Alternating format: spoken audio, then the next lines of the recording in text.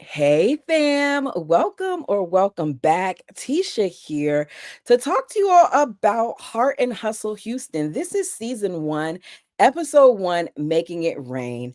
I am excited about this. I had no intentions whatsoever of reviewing it, but while I was at work today, I literally listened to it and I was like, okay, I want to review this. So, welcome back to the channel. We have this new series that is focusing on highlighting Black female entrepreneurs in Houston, Texas. And baby, I am excited because I am enjoying it. So let's go ahead and jump into this. I'm going to have pictures up for the first few just because we need to familiarize ourselves with these ladies, right? So first we have Latoria. Latoria is known as the sweetest lemon we'll ever meet because that is her last name. She is 36 years old. She runs a PR company called Lemon Limelight Media, and she is now currently the co-owner of a new restaurant called Rain HTX. She lets it be known that originally her plan was not to be uh venturing with this person that she once did business with as a PR situation and having it turn into her being co-owner of a club, or excuse me, or a restaurant I should say. So here she is now, and this is a different aspect of business for her. This is a new venture for her, and she's doing it excuse me, all because her previous client wanted her to be a part of it. The space is beautiful. There's a whole lot of purple in there. The lady loves prints, probably has to do something with the name as well as the color. So she is single, and what she's done is she's invited all the women on the cast to come to her new space and to test out some food. She wants to get their opinions, she wants to get the buzz going because she knows that they all have a following, and word of mouth is big when it comes to this business. I went ahead and I included additional pictures of the women because I feel like you'll notice that the ones with the brown background, that's what OWN have. And I feel like some of the pictures set the ladies up because all of the women are beautiful, but some of them look a little rough in some of the pictures. So I just, went ahead and added, a few other shots, right? So the next person we have, I'm going to butcher her name. I believe her name is Moneria. I cannot remember. Don't, hit me hard. I'll try to make sure I get it down. She is 43 years young. Now she is the wife of a man by the name of Norman. She calls him Norm. They have been married for 11 years. She says that she is a mom of 4 daughters. Now, in a lot of her pictures on IG, I just see these 3 girls. I'm thinking one is from a previous relationship because in a blog, she mentioned that she has a blended family. She says, I started this blog to share my lifestyle and journey of being a God-fearing wife to an amazing husband, mother of a blended family with 4 beautiful girls. At the time that she wrote this blog, she said her daughters were 11.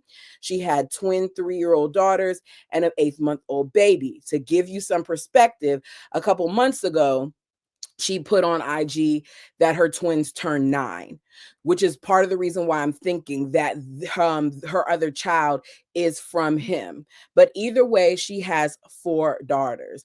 Now, she was an electrical engineer for 20 years, and she double majored in electrical engineering as well as mathematics. I love it. I absolutely love it. She talks about how in that field that you do not see a lot of Black females that are doing it. So it meant a lot to her to be able to do it. She also at some point became a content creator. She did both jobs at first, but she was doing so much and she was working so hard that eventually the stress of it all landed her in the hospital. And about a year ago, she decided to make a choice between the two, and she chose to be a full-time content creator.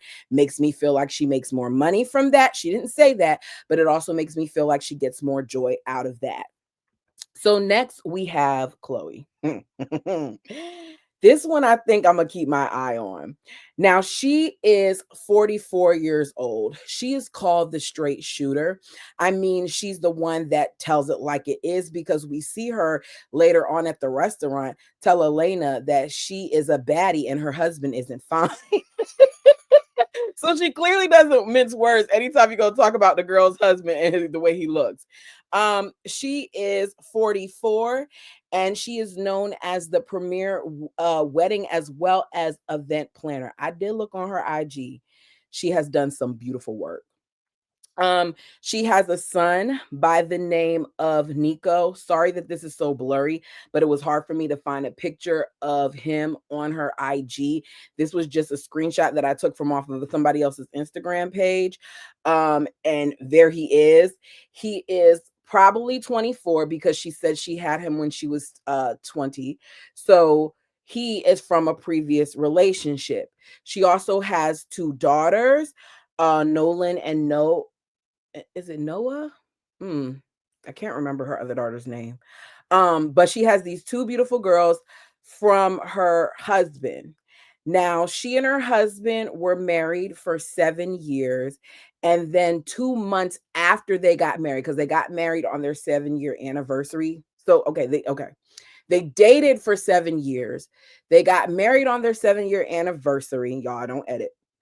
And then 2 months after that, her husband passed from a massive heart attack. I feel like this is going to be an ongoing issue for her. I think that she is still grieving and she doesn't even realize it. So she is currently in a relationship with a man named Jordan. We find out that he is 17 years younger than her. I personally think that that's bad. That means that he's like 27 and your son is 24, making him only a few years older than your son. I know if that was my son, he would lose it and he wouldn't be okay. So I'm not surprised by the fact that her son isn't okay with it either. Labrina, who I'll introduce you to in a few, thinks that all that relationship would be good for is the actual relations. I personally don't know. What I do know is that I am now 41 years old and I would not want to do anything with a 20 something year old. A 20 something year old has nothing for me, baby.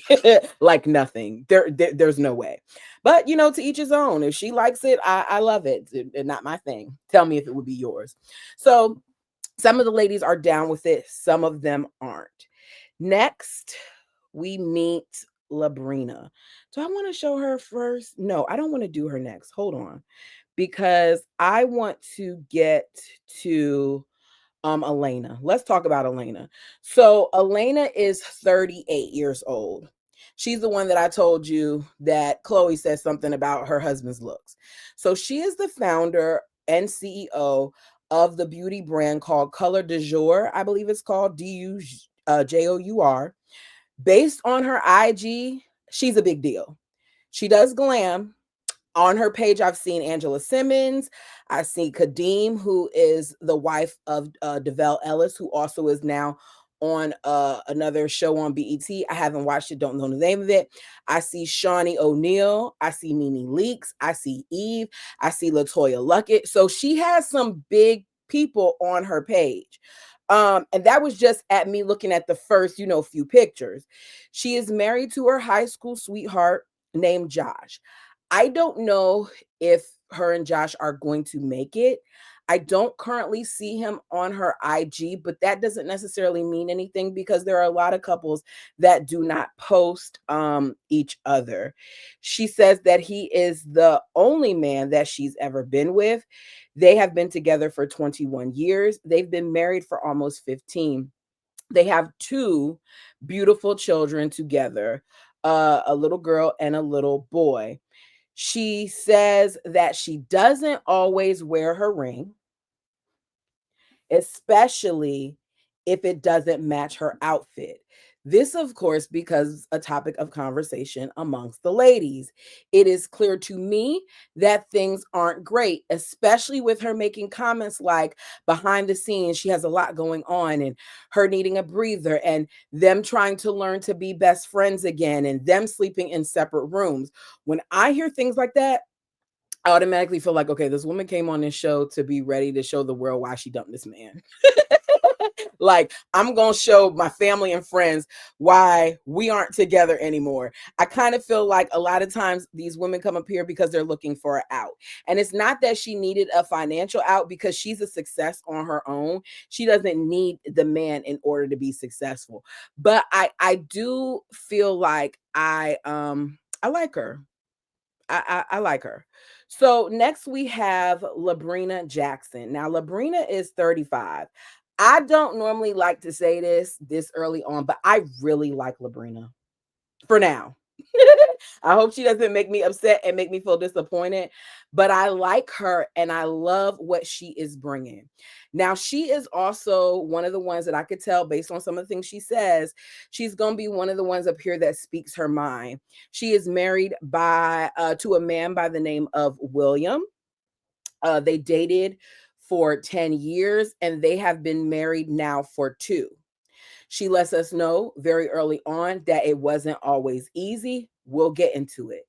He was a cornerback for the NFL for 8 years. They live on a 5-acre ranch with lots of horses. Don't be surprised if the one that she's on is her horse. They got a lot of land and a lot of water. I said 5 acres, but she said 5 plus, meaning it's more than 5 acres. It's giving, we have money, honey, and we're going to show you in the nicest of ways. Okay.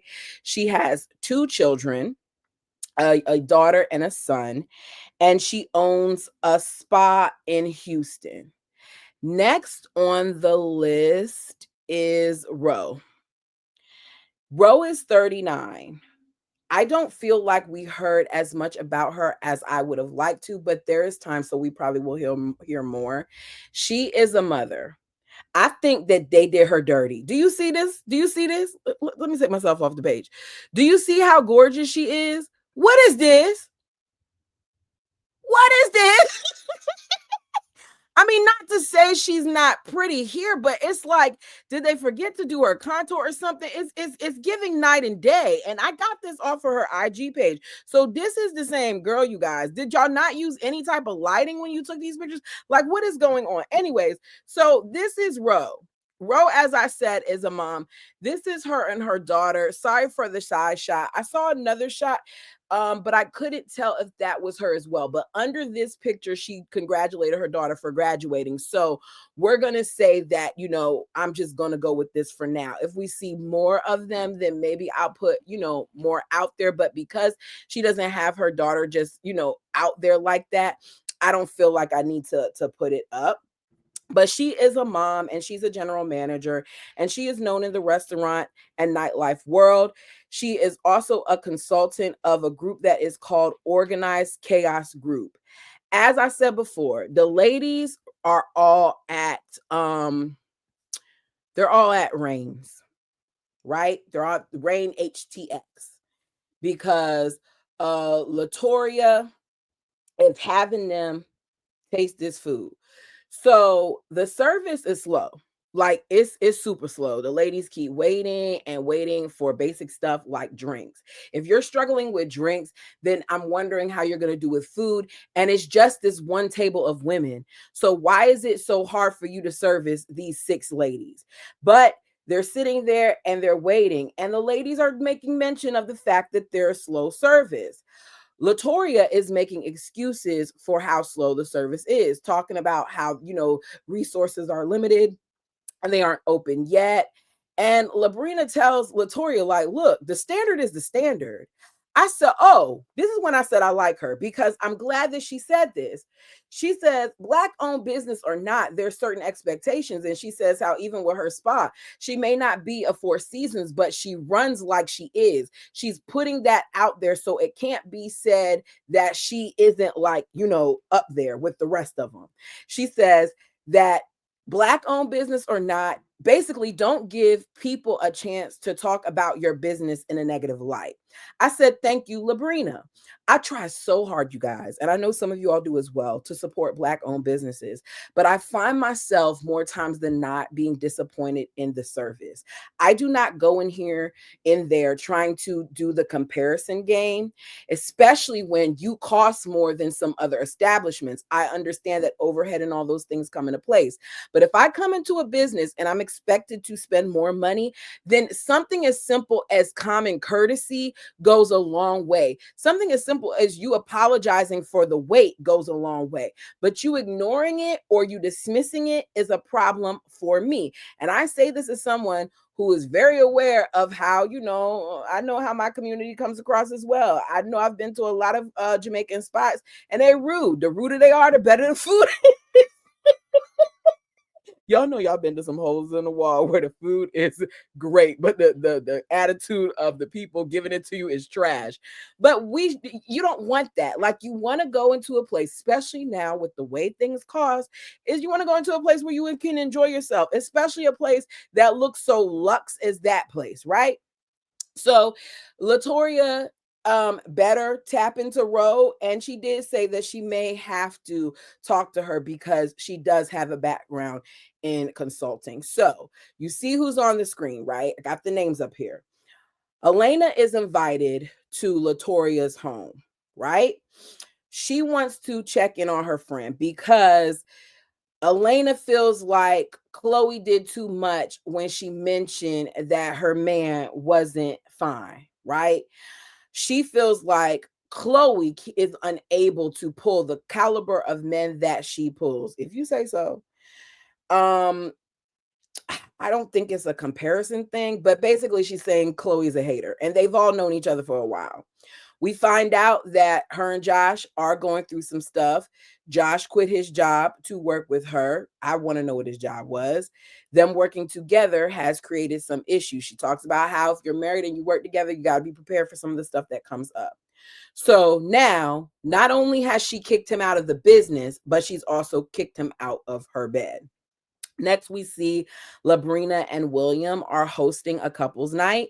They invite Moneria and her husband Norm, Elena and her husband Josh. Elena keeps talking about how her and Josh are evolving.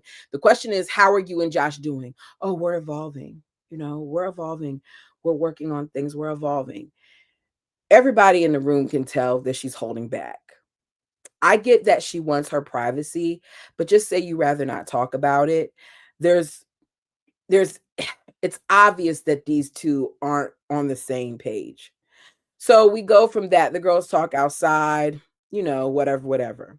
We then go to Chloe's home. We are introduced then to her daughter and her son. Um, we find out that Nico used to be extremely close with his mother, that he was there for her a lot after her husband passed. But at this point, they're barely talking. Like, they're in the same house, and the moment that she arrives, he's out. He's not feeling his mom dating this younger man. She wants to talk, he doesn't. Now, here's the thing, if you're living in her house, you do owe her a little bit of respect and you should at least have a conversation with her. But at the same time, I feel like this should be done maybe with a third party, because there's a lot more here than just the fact that she's dating a younger guy. Like, you were with that man for 7 years. What role did your husband play in your son's life? Things of that nature. So she is upset that he has an opinion on who she's dating, and I don't understand what she expects. I don't blame him. How would she feel if it were reversed and he was telling her that he's dating someone her age? I doubt that she would be as open-minded about it. My mom is in her 60s, and if my mom comes to me telling me that she's dating some guy, I'm going to have an opinion. So I think it's weird to think that he wouldn't have an opinion about it, but he ends up leaving and we don't see them have another conversation. Back at Latoria's house, she ends up having a single girls night. So Chloe and Ro get invited over for that night. Ro likes them young too. We find out that she basically put in her 2 weeks notice at the nightclub, which she works with her best friend on. She just feels like it's too much. They talk men and dating and what they want. Ro is 5'9" and she wants a 6'5" king and up. He got to be at least 6'5". We go from that to Elena finally being ready to talk about things. She says that she has been taught not to show her weakness to others since childhood. I feel like so many of us can relate to that because I remember that I was told not to cry. Like when I was little and I would cry, my mother would be like, "What are you crying for? Like, suck it up." For the simplest little things. So when she said that, I could kind of relate to it. But she is ready to drop the facade, and she feels like the best person to have this talk with is Labrina because she feels like she's a safe space. So we see her go back to the beautiful ranch to talk to her, and she's talking about how, she wasn't completely honest about things, that when it comes to her and Josh, she currently is not aligned with him, which is part of the reason why she doesn't want him in her bedroom. That marriage has been hard, and anyone who says that marriage is perfect for the amount of time that they be together is lying. She says that they have not had relations in 2 months, even though they enjoy having relations with each other. This just shows you how disconnected they are, which makes me feel like there's more to it than what she even tells us in this scene. So Labrina lets her know, like, look, you're talking about the things that you were going through. I'm going to tell you that in the beginning, William treated me horribly. He cheated on me a lot. She says it was years ago. It's different now. Today he is different, but she knew what it was. And she's like, at this point, she's not ashamed to tell people her story because it is her truth. William, don't cheat on this girl no more. I really, really hope that you are doing what you're supposed to do, because I hate when you people come out on TV and then it gets exposed that you're cheaters or all these other things. So I hope these men are being faithful to their wives. Anyways, and I hope these wives are being faithful to their men. Let me say that too. So her hearing this makes Elena feel like she can talk and tell what's happened. And she reveals that Josh cheated on her when they were engaged. That she didn't even tell people. Like a lot of people don't even know this because she didn't want to appear weak for staying with him. And she begins to cry. And her friend asks her, like, what's your next step? And she says she doesn't even know. I feel like there's going to be a lot more to this, especially seeing them in the upcoming season with the things like them looking like they're in counseling and him crying about and talking about being in a dark place. Think that we're going to get a lot of layers with this group, and I am looking forward to it. This show actually looks like it's going to be a good show, and I'm so excited that we're going to have a good show up here, because some of the other ones on OWN have let me down. But you all let me know what you thought about this episode, if you watched it, and if you didn't, what did you think about the recap? Like, does this seem like something based on what I'm talking about that you would like to watch? I cannot wait to see these queens shine, and I am looking forward to it. I like this. I do not feel like it's like a Real Housewives show. I kind of feel like, if anything, and I've only watched a couple episodes of Belle Collective, I can get a little bit of that vibe from it, meets, like, I don't know, something else. But it's refreshing and it's, nice. And I'm looking forward to seeing a new city. Anyways, let me all know what you think. Let me all know. Let me know what you think down below. Like the video as it helps the channel. Until next time.